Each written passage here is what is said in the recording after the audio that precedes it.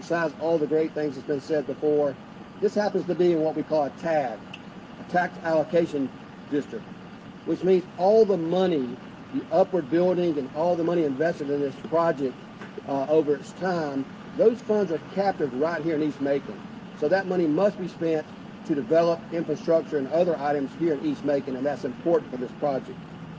You know, more people are staying here overnight, like was been mentioned by Visit Macon, spending more money here. That means more sales tax dollars. I mentioned just a short while ago that although the state is starting to see a decrease in some of the sales and tourism for our state, just in tax collections on the sales tax, that's people driving through the interstate and stopping in Macon. Bibb County continues to climb. And that doesn't happen by accident. It happens because we have the right people in the right place at the right time. And I thank Gary Wheat and his team for making that happen and continue to make sure that everything that takes care of can happen here in Macon. We're doing this because the residents of Macon-Bibb County deserve that. Every part of our community, across every zip code in our community. By becoming a destination like that, it helps with the recent passage of our OLAS, because those additional sales tax dollars over a period of years will go directly back to the people and by way of a tax millage rate reduction again. With development here on this spot, infrastructure will be done, neighborhood improvements will be done, and infrastructure improvements can be better to help radiate those neighborhoods, to help them grow. You know, a lot of times since we announced this location here, I've heard from all parts of East Macon that I traveled through as I was running for office and met with at their homes.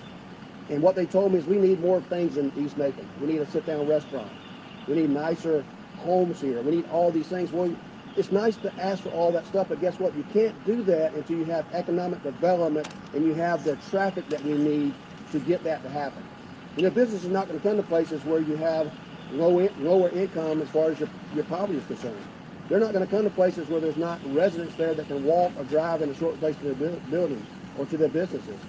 It takes economic development first to make all those things happen, and that's what you're seeing here today. But we're not quite finished yet. First, we have to take this step. Let me start by thanking a lot of the people that are here today, because this doesn't happen by itself. It doesn't happen just by one person or whether or not 9 people sitting on a commission. It happens because of the great people that we have behind the scenes. Today, this demolition that you're seeing is going to be led by Tim Wilder and his group at the Public Works. You know, we try to save tax dollars every time we get a chance to. This is one of those times where our guys can do this work to save money and a better, efficient use of your tax dollars. It would not happen but for the great work that we have for Public Works. So, Mr. Wilder, thank you for your commitment to Bibb County and all that you continue to do for our community. I also want to thank our code enforcement. We have a lot of our code enforcement here today. They do a wonderful job. I think for the first time in a long time, they've actually been able to look at jobs that they went out to inspect, take pictures of, sometimes get citations through, but they get to watch it all the way to the end, to the day it comes down and goes somewhere else. And they'll get to see an opportunity if something's built back up. I think that can be quite rewarding for our employees. Thank you, J.T. Rickerson and your crew, for all that you continue to do for our community. The attorney's office, a lot of times they don't get the recognition they deserve, but you know, they dot every I, cross every T to make sure that everything that we do is by the book, by law. Make sure we do everything we're supposed to do to make sure that we have no problems in the future, and that saves taxpayer dollars as well. Our facility management group, thank you, Rob Riles, for being here today, and your leadership to your department to make sure that all of our buildings are taken care of in an efficient manner. Another savings of taxpayer dollars. Solid waste is another area. I'll see Maurice Jackson here today, but I saw Maurice this morning doing a great job of making sure. Macon Water Authority doing a wonderful job of trying to clean up our stormwater. They're recovering from years and years of structures that they've had to deal with, and they've been an excellent partner, not only in this project, but all of our economic development partners. Terracon, I mentioned them before. Terracon is the one who's done the asbestos testing for all of our places to expedite this and make sure that we're getting good value for our dollars, and make sure that we have a clean environment, and make sure we have a clean lot to build upon. So I want to thank them for all their work. I could go on and on with our many private contractors that help make this happen.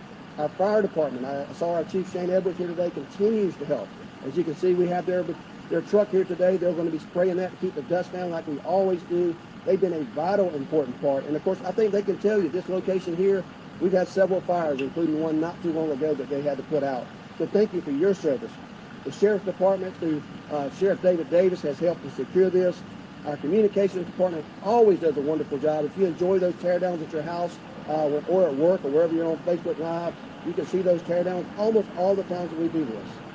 So we want to make sure we thank all of our partners because we know it takes our community working together to make things like this happen. You know, blight in one neighborhood, like Commissioner Lucas says, affects every neighborhood in Macon-Gibb County. And I don't know about you, but Macon is worth fighting for. We all love this community. We all call it home. And we want to see everyone continue to thrive. So now, let's tear down blighted building number 536 and make way for the success of Team Macon-Bibb in East Macon. Thank you.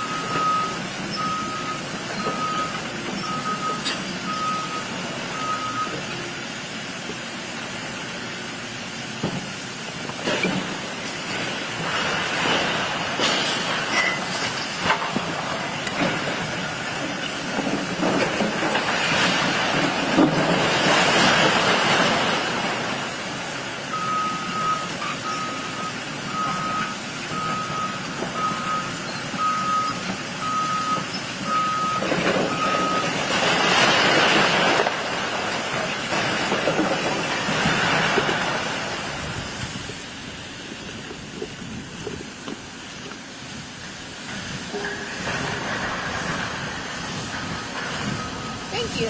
Other angle. Yeah. Close to the tree.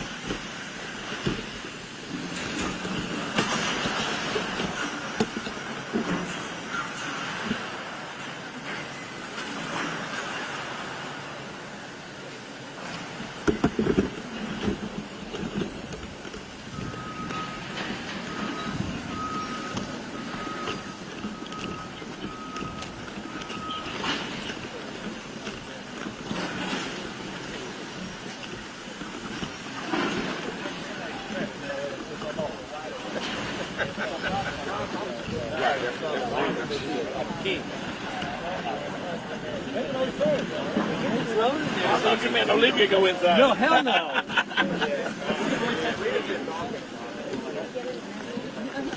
Not yet.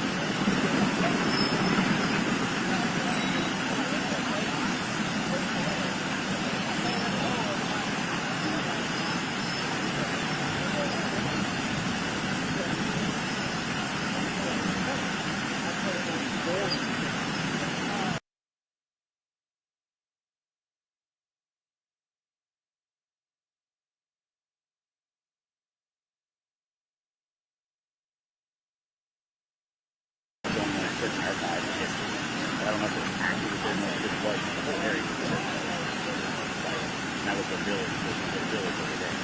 All the mills and the village was around. This one, Village Green was a dead mill site, Kane City was a mill site. That's all the houses, kind of the houses you see.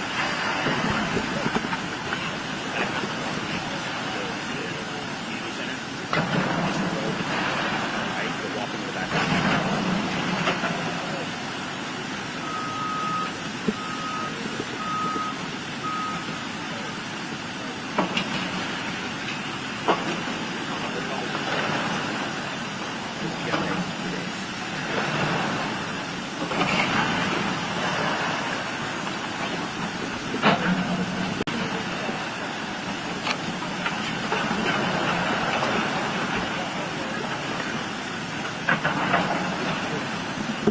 They have my name on it.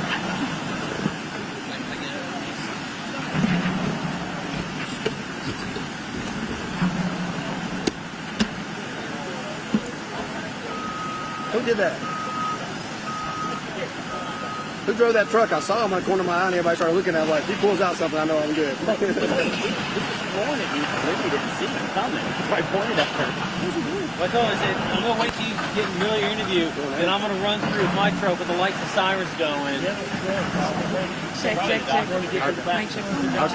We did warn him yesterday we were doing it. Oh, I know.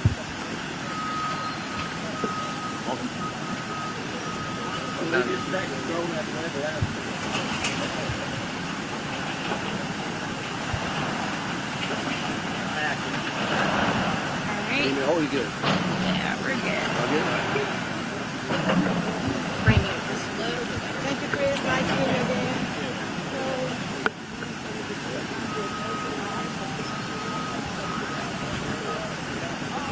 Alright, so we heard it yesterday. We're hearing it again. It's a good day to be in Macon Bib. Today I see that smile beaming, and you're standing with a pretty big project going on behind you. What's going on?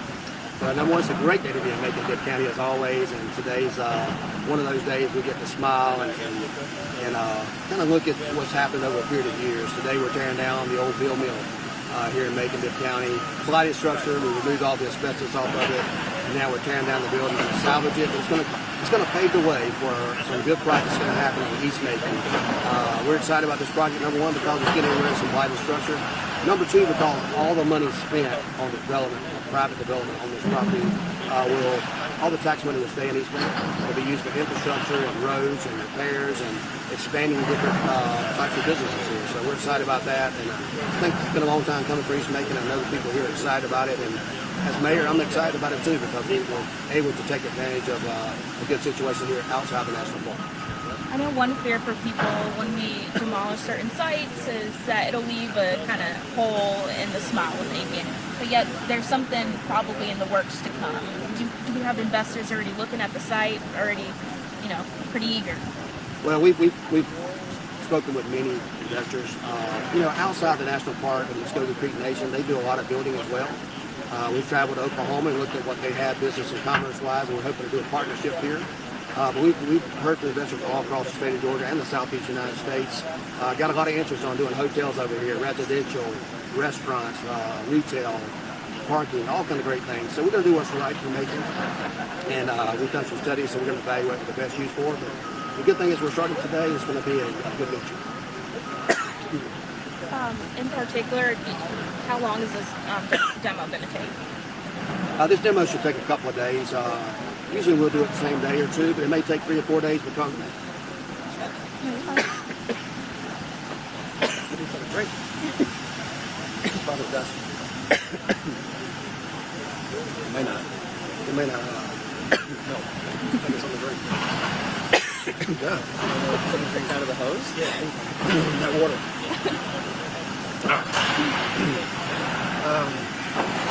Generally, these demolitions take a couple of days, but because of the magnitude of this project and because of the fact that we're going to try to salvage a lot of the concrete, steel, use it for be more efficient in the teardown, it's probably going to take 3 or 4 days.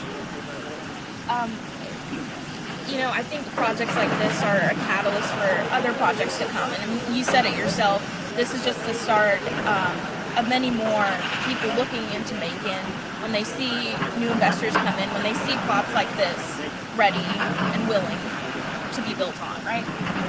It's a highly visible route for a $550 million project right there on the interstate. When people see money going there, when they see investment by us for buying this property, they see new residents come up. They know there's going to be more foot traffic there for people that can spend money. So it's certainly going to be a catalyst for all these Macon. I think we're starting to see some more retail, some restaurants, some new housing in this area, and something that allows the community to grow. And I know you talked about millage. Am I saying that? How will this actually help people in their pockets in the long term? Well, because of the OLAS that passed, we'll continue to be able to build our tourism. And every additional penny that comes in on this project and every project that comes in to our tourism, to our hotel motels, is going to be able to roll the taxes back over a period of time. So what we'll see is we'll have one of the lowest millage rates. Eventually, all the evaluations are going to quit going up because hopefully U.S. Washington's going to get a hold of inflation, and that's going to cause the prices to go down. But Bitcoin's going to be in a prime position to make sure that our taxes are the lowest ones in the area because of the fact that we have the OLAS, and the fact that we're going to continue to lower those taxes on the millage rate, especially because of the sales tax. So this project's going to bring a lot of sales tax in. A new national park is going to bring in about 1.5 million people over a period of time, as opposed to about 155,000 we have coming up there. We're on what, 536 for buildings in your Blight Fight. What's the goal by the end of the year? I know we're halfway. I think we'll get to at least 650 by the end of the year. Right now we're going to be starting to look at some properties that we can rehab. We've got a housing fund that's going to be released in the next several months, and we're working through that process now. So not only are we tearing some houses down, we're going to be building a lot up in the very near future.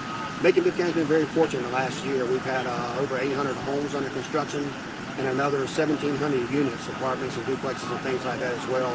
Way ahead of where we need to be. We can always do better. We're going to continue to do that until everybody has a house they can afford and a place they want to live in. So, I know you mentioned a little bit ago, because I'm personally curious, that you hope to salvage the steel and the concrete and all that good stuff. When these buildings are torn down, does a lot of the material go back to continue to help in the Blight Fight, or does it just use for other things? Well, a lot of times if we don't own the property, we can't sell or distribute anything on there. So if we tear down the blighted structure for a landowner that didn't give us the property, we have to take that to the landfill. A lot of times that's been burned out or had lead paint or asbestos anyway, so it's no big loss. On a property that we own personally that we're taking down, we can take our time and salvage that, get it where it needs to go, and keep some things back. So we try to do that anytime we get a chance to. Those houses that are turned over to us that have just need a little TLC, a lot of times we'll transfer those to the Lands Bank Authority. They'll either resell those properties or find someone like Habitat or Humanity that they can contribute to and build those houses back up for neighborhoods. This is one of those projects that we knew had to come down from the beginning because of the asbestos and because of the type of development we're going to do right here. That property needed to be remediated and removed to make room for further development. Now, I know you mentioned you had kind of big future plans for East Macon, but is there any other demolitions or things on the horizon soonish? Well, we continue to do some body structure removal here outside the park, and we think that this money here is going to be used to help all these things. I know we've had some talks of maybe a movie theater, a skate rink, and some of those types of things for the youth. We've been in discussion with a few restaurants. They want to see the foot traffic. I mean, nobody's just going to come here based on what we say we're going to do. Just like the amphitheater on the other side of town, once they see it go up, once they see new development here, they want to try to get out of the curve. Properties are already starting to sell around here. At the same time, we're in serious conversations with people that we think can do some restaurants and things of this nature that will kind of help the community out. And also the housing, we're going to be focusing in this area too for that reason.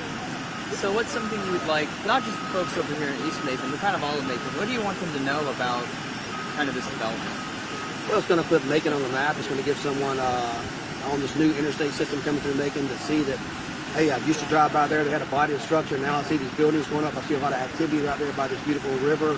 I hear about this national park. Maybe I should stop there. Maybe I should visit there. Maybe I should look at those attractions. Macon's really got it going on.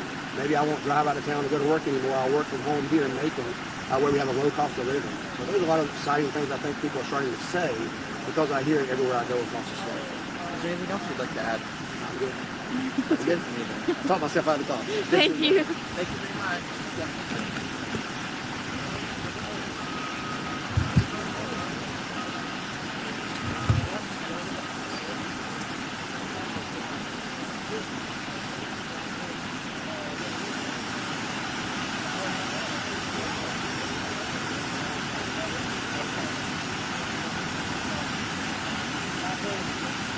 She says she'll be here in a minute. Thanks for grabbing the mirror. Of course. Thanks for grabbing Mr. Lucas.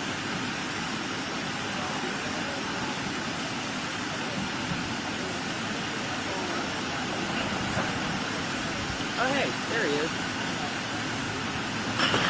Wonder if he got an interview with someone over there.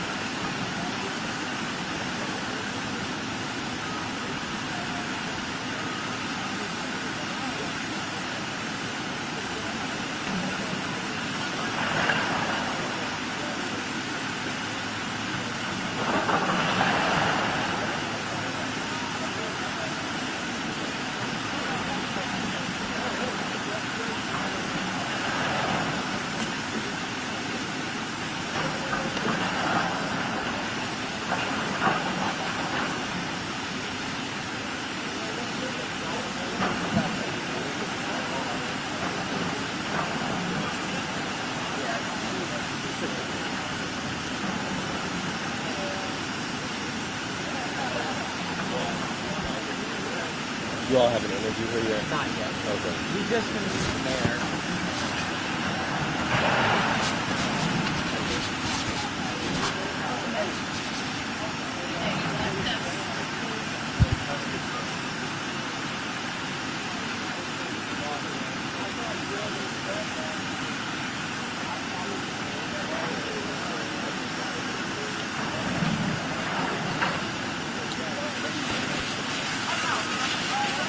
All right, folks. Thank you very much. No problem.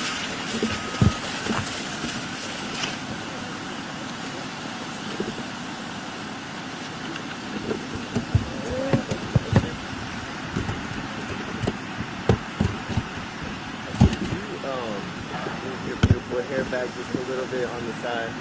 The other side. Will. This side. Okay.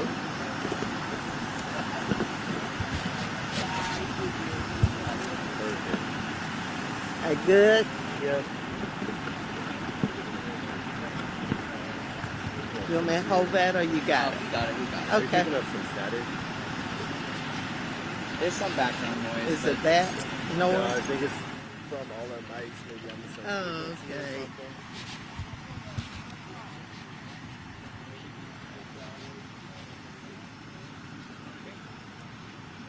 Okay. So, what do you think about what's happening today? I am just so excited. I'm super excited. Not only because we're getting rid of a dilapidated structure, but it also is paving the way for new development on the east side of town. And it's an area that I've represented for a long, long time. And development has been slow. And the citizens have been very patient. But now we just see that glimmer of hope that there's new things coming and the possibility of a tourist attraction being enhanced and other things happening. So I'm just very, very excited, and I'm just pleased to share this information with all the folks on the east side and all of Macon to let them know that there's real progress taking place. So, what personally are you hoping to see? Well, I hope that with tearing down this structure, that this is going to open up the opportunities for new development, possibly a large building, a hotel, a restaurant, which is something that the folks on the east side don't have, a sit-down restaurant. It's going to open up all of those possibilities. And people will see that with the availability of the land, with it being adjacent to the Coliseum here and another hotel, I think it offers some opportunities for developers. Commissioner Lucas, you've been praised so much whenever I go to anywhere in Macon for always having a pulse on the people. You know, even whether it be in East Macon, North Macon, wherever. What have you heard in particular about this structure and people from around town? I just hear a new excitement from folks. Over the years, we've heard a lot of people say, well, we're not doing enough, enough's not happening. And over the years, we've tried, but there's just been something that seems like it was holding us back, keeping us from just opening up and doing the kinds of things that we're seeing happening now. But over the last several years, I've seen more development. There's a possibility over at the amphitheater and the mall with all of that development over there. There are new businesses that are expanding here in Macon. So the interchange is well on its way, and it's going to provide employment for another 3 years for a lot of people. So it seems like that all the pieces of the puzzle have come together, and Macon is truly able to realize its potential. And I'm just glad to be a part of being able to vote in favor of these items, to provide funding for them, to approve contracts that are presented to us for new development. And I'm excited to hear what a business is going to locate here on this spot once this dilapidated structure is down. Just very excited personally, but also for the people of Macon. I'm picking up a lot of static. I think that we're all on the same frequency, so I'm going to ask this question. You know, when we see blighted structures, I think it does leave an impression, even on our youth, that the environment. Yeah. That you don't care, that there's not a lot going on. But when you see all the things that are going on, all the new projects, the excitement with the mall coming back and all of those governmental entities going into the new mall, and then here with Macon Bid purchasing all of this property and having it available for developers, that just opens up new hope and new possibilities and opportunities, not just for we mature folks, but also for our children. It offers brand spanking new stuff for them to see and get excited about, and possibly stay in Macon and enhance what's here, or if they go away for college, they're coming back to the community. So I think it just offers a lot of opportunities, and I'm very excited to be a part of servant leadership that's pushing these kinds of things. It's just going to make Macon better all the way around.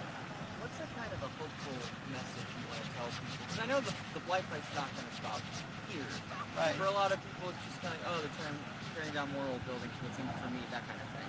Well, what's in it is not only is there a plan to tear down all of this stuff that's been a nuisance for years and years, but there's a plan in place to put new structures on those vacant lots. And so that's going to provide housing where we have a housing shortage here in Macon-Bibb County.